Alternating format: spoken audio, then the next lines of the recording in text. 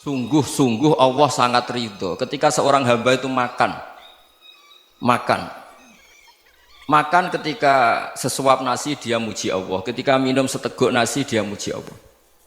Itu kalau orang diridhoni Allah itu wali betul. Itu untuk jadi wali itu gampang, kamu makan ridho, kamu ninjak buminya Allah ridho seneng, kamu hidup keseharian aman seneng. Nah ini supaya sampean kita semua ngaji betapa panduan Rasulullah untuk menggapai ridho Allah itu banyak yang keseharian sekali. Saking kesehariannya banyak dalam hadis dan itu sahih. Nabi menyebut hal-hal yang keseharian. Hatta ma tas'alu fi imra'atika, kamu punya uang kemudian istri kamu bisa makan itu ibadah. Bahkan sebagian ibadah itu dicontohkan Nabi yang akhirnya diprotes sahabat. Yaitu wa fi buti ahadikum sedekah, kamu menggauli istri kamu itu ya sedekah. Sampai sahabat bilang yang benar ya Rasulullah. Ayati ahaduna syahwatahu wa huwa lahu ajrun. Masa urusan biologis, urusan syahwat kemudian dia dapat pahala.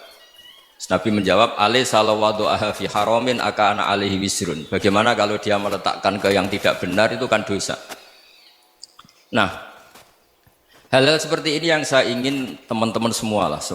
Saya juga agak ingin ngaji demi Anda juga agak ingin. Itu dosa sekali ngaji kok pesanan kelompok tertentu itu enggak boleh. Islam itu untuk semua. Jadi ya cuma karena di depan saya jenengan ya seakan-akan jenengan korbannya.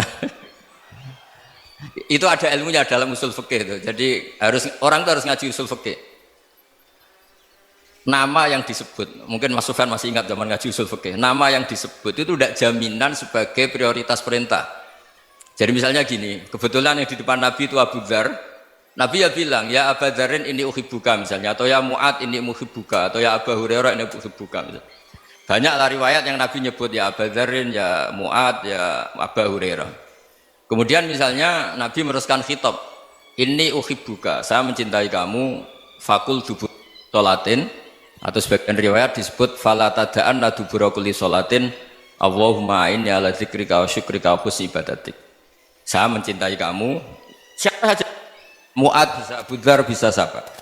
Saya mencintai kamu, mohon kalau habis sholat kamu jangan lupa wiridan Allahumma inni ala dzikrika wa syukrika wa husni ibadatik. Ya Allah, tolong kami permudah supaya mudah ingat Engkau. Anda tidak bisa mentang-mentang, wong nama saya Parmin, nama saya Purnomo, itu yang diperintahkan Mu'ad misalnya. Jadi yang disebut satu, tapi khitab itu untuk siapa saja. Saya teruskan ya. Jadi saya mohon semua kita melakukan kebaikan itu, kalau dalam kaidah fikih disebut al yakin la yuzalu bisyak.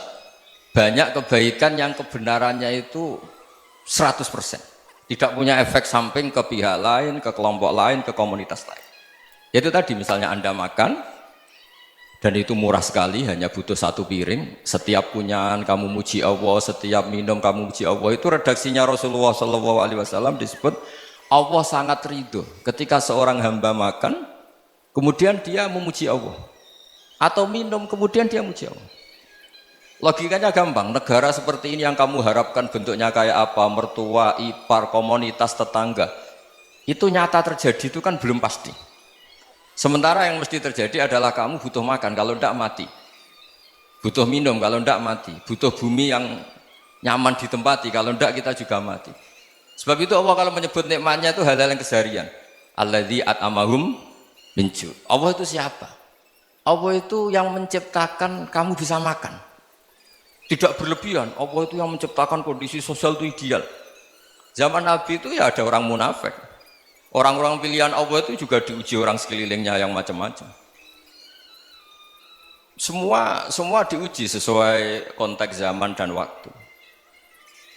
Nah, tapi ada ibadah-ibadah yang selalu disarankan Nabi. Sampai Nabi itu pernah ditanya, ayul islami khairun ya Rasulullah, Islam terbaik itu gimana? Jawaban Nabi itu unik. It'amut to'am, Islam terbaik itu ya makan-makan, jangan santai-santai. Ketika Allah menyebut beberapa kebaikan, falak tahamal aqobah, wa ma adrokan apa?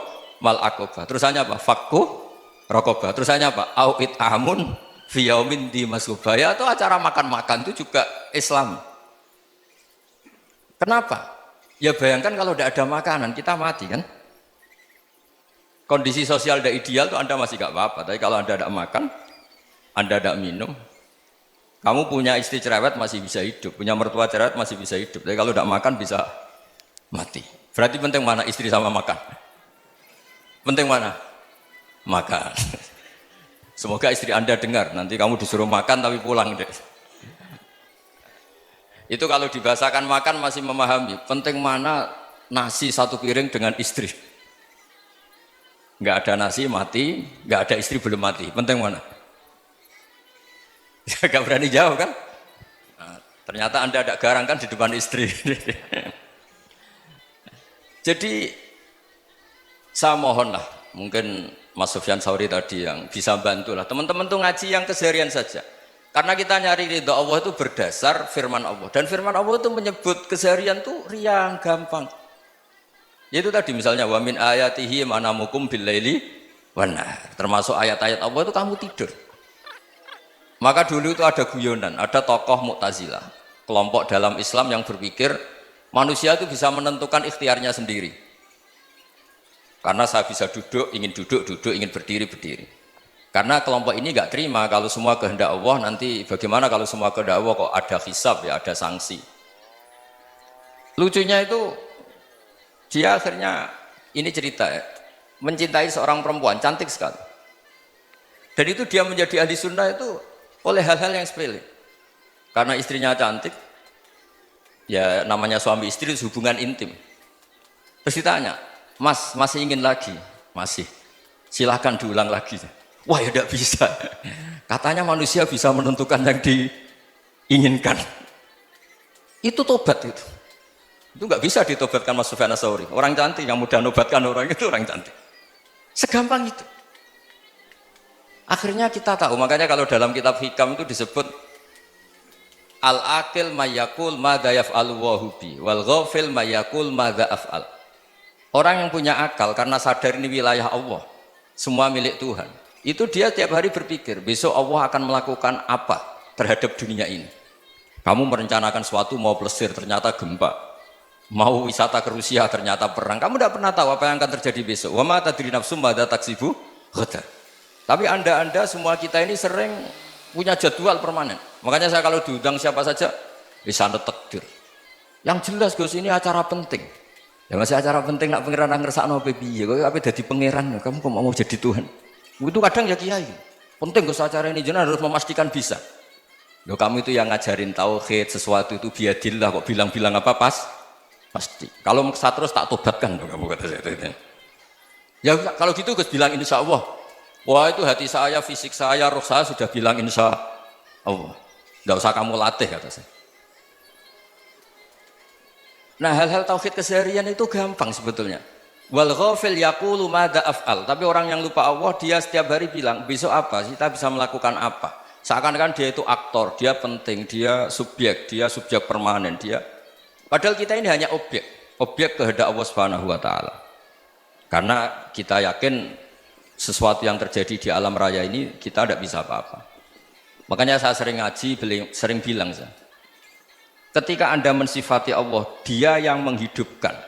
Sudah itu tanamkan, sehingga ketika kita mati, santai saja. Kenapa santai? Allah punya cara menghidupkan kita. Zaman kita hidup juga gak tahu caranya ngelola jantung, ngelola paru-paru. Kamu juga gak tahu ngelola oksigen yang tidak beracun, tidak ngandung polusi. Tahu-tahu hidup. Gak ingin tua ya tahu-tahu tua, gak ingin mati tahu-tahu mati. Selama ini kita hidup juga gak tahu apa sebetulnya. Hanya gaya tok, punya jadwal, punya planning. Kalau kamu bisa menentukan pilihan Anda, pasti Anda istrinya cantik, 4 neriman semua, qanaah semua. Nyatanya enggak kan? Ada 1 jelek, cerewet. Oh itu kan, nyatanya enggak bisa apa-apa Anda kan? Dan kamu bawa mati lagi. Itu kan, istri Anda juga gitu, punya keinginan, punya suami yang ganteng, yang jabat, yang neriman, yang enggak poligami. Ya enggak kesampaian juga. Kalau kita ngitung tingkat kegagalan kita itu gagal terus. Ya kan? Nah, terus ingat Allah, madza yaf'alu wa bi. Orang yang punya akal selalu berpikir Allah itu menghendaki apa terhadap saya. Lalu sama-sama orang melihat orang yang serius, itu kata Anda itu pemikir berat, serius, senang punya tokoh yang merengut karena kamu anggap serius. Tapi sebagian orang anggap orang yang serius itu wong merengut, wong masam, wong muka kok ditekuk. Jadi sama itu hati ya muqallibal qulub tsabbit qalbi ala dini, karena kita nggak tahu cara berpikir kita tentang orang lain, tentang sekeliling kita.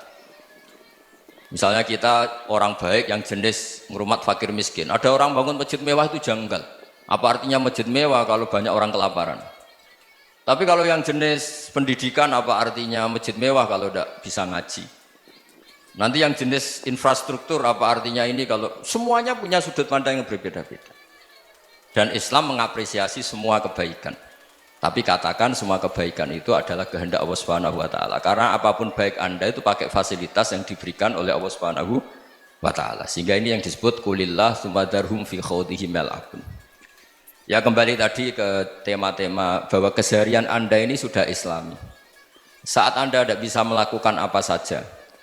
Saya sering ada jenazah, biasanya kalau tetangga meninggal saya sering disuruh ngelepas. Saya bilang orang ini baik karena sering ngelamun di rumah, sering nganggur di rumah. Ditanya sama anaknya, kenapa Gus nganggur baik? Ya kalau dia nganggur artinya juga agak berbuat sesuatu yang maksiat kan? Ya kan, orang nganggur di rumahnya ya tidak bunuh orang, tidak maling, tidak korupsi, ya namanya nganggur di rumah. Lah cuma istri cara pandang nganggur gak menghasilkan uang gitu. Tapi juga gak menghasilkan kriminal kan?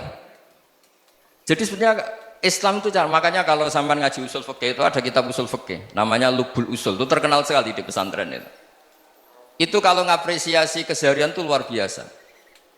Izma min mubahin illa wa yatahaqqaqu bihi tarku haramimma. Karena keseharian yang mubah saat Anda lakukan itu ada kehebatan yang luar biasa, yaitu meninggalkan haram.